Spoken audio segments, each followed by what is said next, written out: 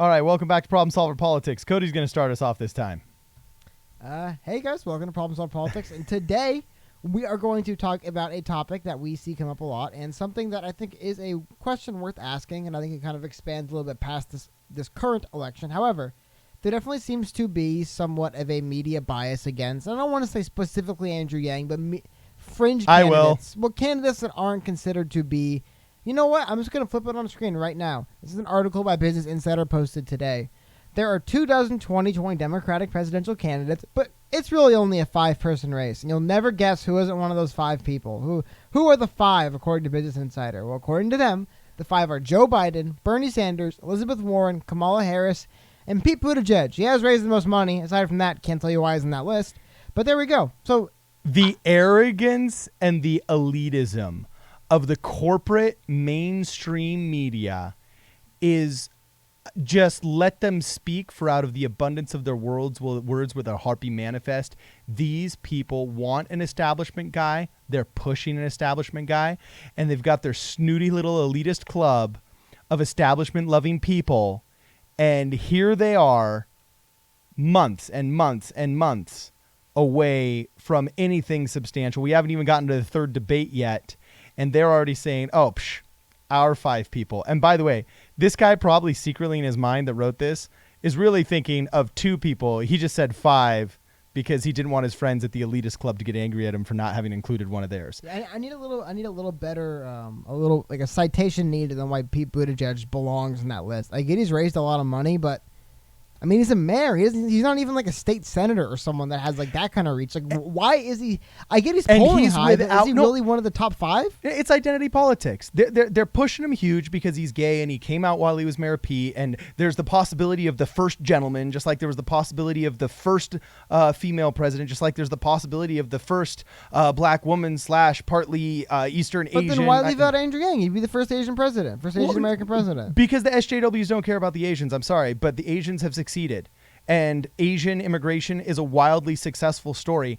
And all of the studies coming about, they've blown the lid off Harvard University, absolutely discriminating against Asian American applicants.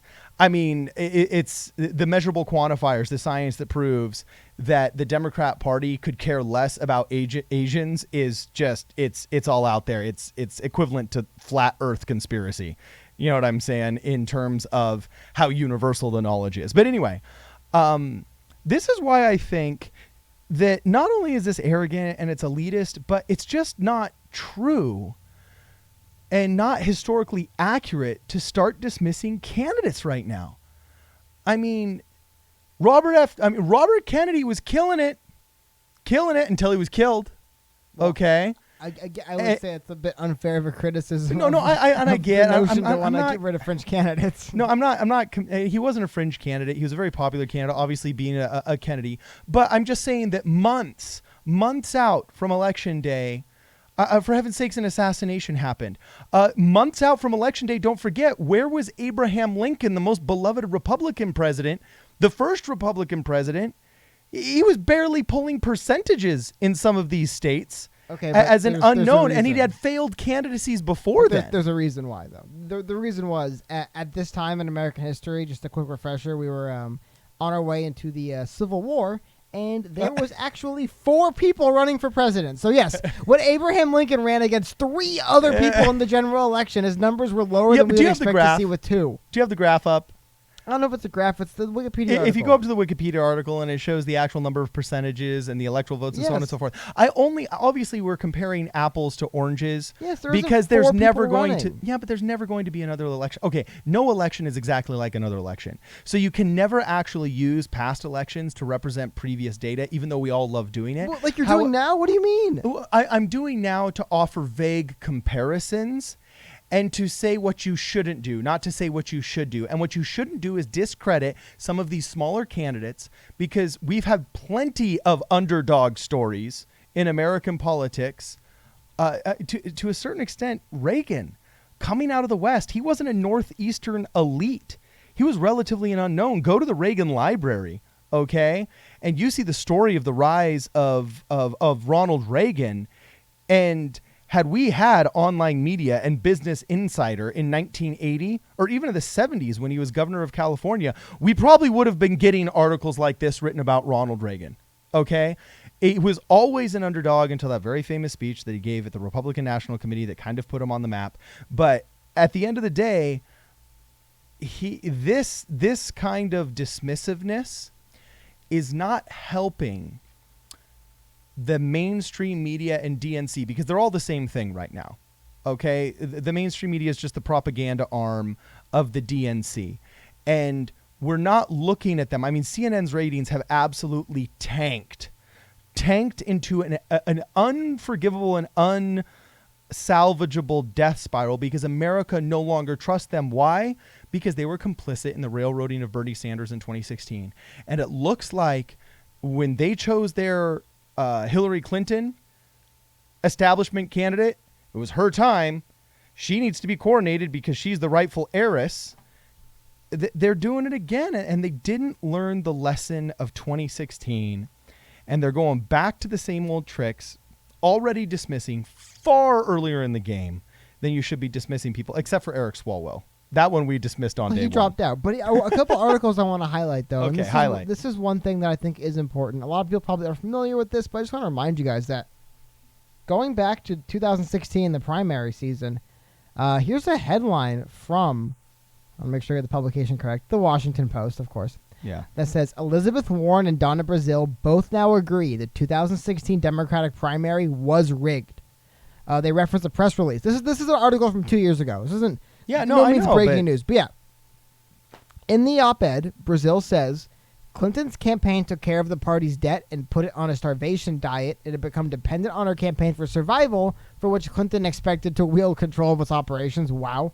Again, it's old news, but what I just want to highlight is she couldn't write a news release without passing it by Brooklyn, I'm assuming meaning Hillary's staff. And the chief financial officer of Clinton's campaign told her the DNC was fully under the control of Hillary's campaign and seemed to fully confirm the suspicions of the Bernie camp. Idea being that, like you said, if the kind of mainstream part of the party chooses a candidate, seems like at least going back 3 years ago, they have no problem doing whatever it takes to make sure that candidate goes farther than anyone else. There's a lot of metrics that say Bernie Sanders probably beats Donald Trump 2016 in the general election. So it's interesting. I've actually looked up this Joe Perticone that was a writer of this, and apparently, he's accused online of being a right winger and stuff. So I think it's kind of interesting that Business Insider publishes this way. But it just, regardless of your stripe, everybody that's a talking head lost all credibility, and the emperor was proven to be wearing no clothes in 2016 because pundit after pundit, periodical after periodical, blog after blog, cable channel after cable channel all said Donald Trump can't win. There's not enough people. There's not enough electoral votes. There's not enough this. There's not enough that. And then he blew their freaking doors off. Okay? The emperor was proven to have no clothes. So if I were running BusinessInsider.com, or I were running CNN, or I were running pretty much any kind of mainstream publication that's not just a new media podcast like me and Cody have going on here, I would be so seriously minding my P's and Q's. I mean, you got to make content, okay? You got to make content, but you can't be dismissing some of these smaller firecracker candidates this early until they start dismissing themselves, or else you're just going to end up with egg on your face. Well, the bigger thing you have to also kind of ask, and I think this is the big question with Andrew Yang, is because the thing I think is funny is that it's really a 5-candidate race. If you were to extend it to 6, I would have to imagine Andrew Yang would be that number 6. This is one thing people have brought up. I have to wonder, a lot of what Andrew Yang talks about, kind of similar to any candidate that doesn't exactly make friends with the establishment. A lot of his stuff's anti-establishment. It's anti-status quo. It's let's mix things up. Let's change things. Let's take things that aren't working and either replace them or find out why they're not working and fix them.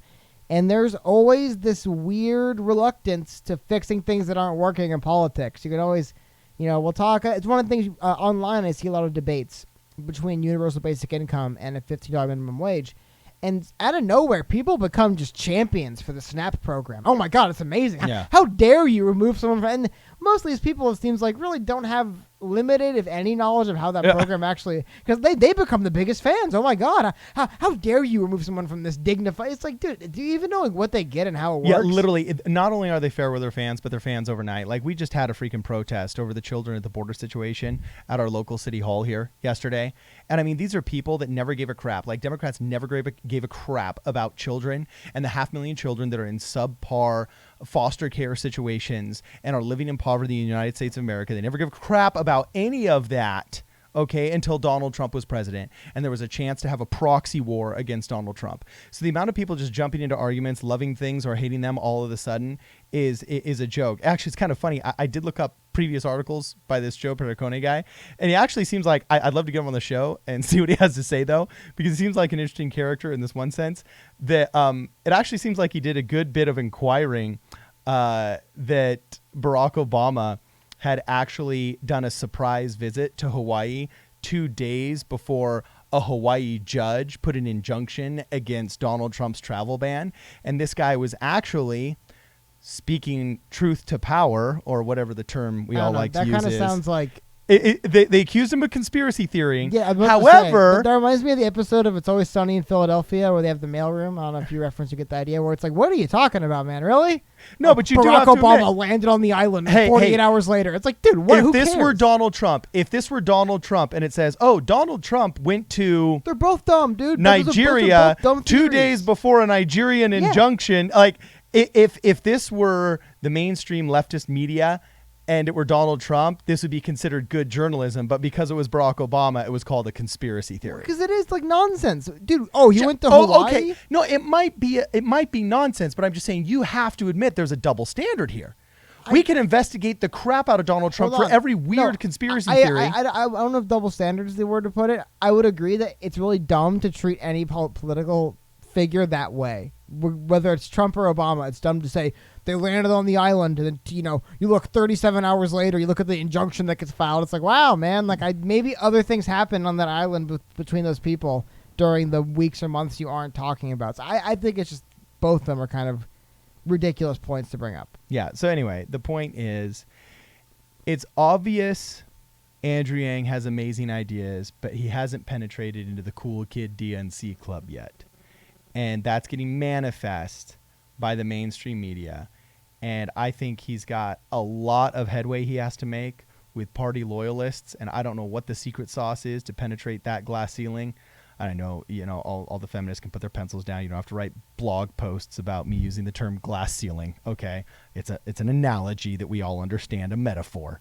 So anyway, until he can learn to penetrate that barrier, I'm wondering what his media exposure and his what the media written and broadcast about him is going to look like.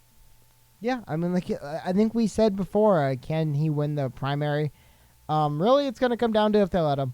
If they say you're one of the cool kids, as you said, you're in the club, and they let him win, he has a chance. If they say, sorry, man, not this time, as Donna Brazile and Elizabeth Warren pointed out, the DNC has apparently no problem rigging the primary against you. So it's an uphill battle for sure.